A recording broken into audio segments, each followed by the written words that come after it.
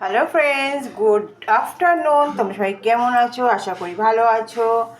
আজকে তো শুক্রবার, আজকে হচ্ছে স্বাধীনতা দিবস।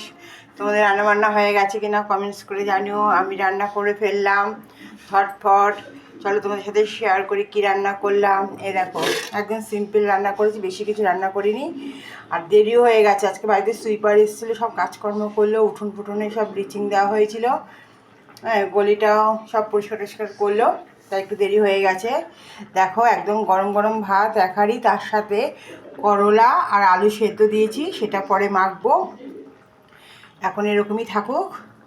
তার সাথে আছে সাদা নোটের শাক, আছে হচ্ছে কাতলা মাছের ঝোল, পেঁপে আলু কাঁচকলা দিয়ে, ও পটলও দিয়েছি, সব কিছু দিয়েই পেঁপে আলু পটল আর কাঁচকলা দিয়ে পাতলা করে একদম ঝোল করেছি মাছের। কাঁচা লঙ্কা বাটা দিয়ে, লাল লাল কাঁচা লঙ্কা ছিল, সেগুলো বাটা দিয়ে করেছি। আর দেখো, আর একটা আছে চাটনি। চাটনিটা এখনও হয়নি, হচ্ছে শেষ পাতে চাটনি। আর সাথে থাকবে হচ্ছে স্যালাড, শসা পেঁয়াজ থাকবে।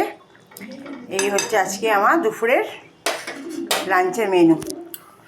চাটনিটা এখন আরেকটু হবে।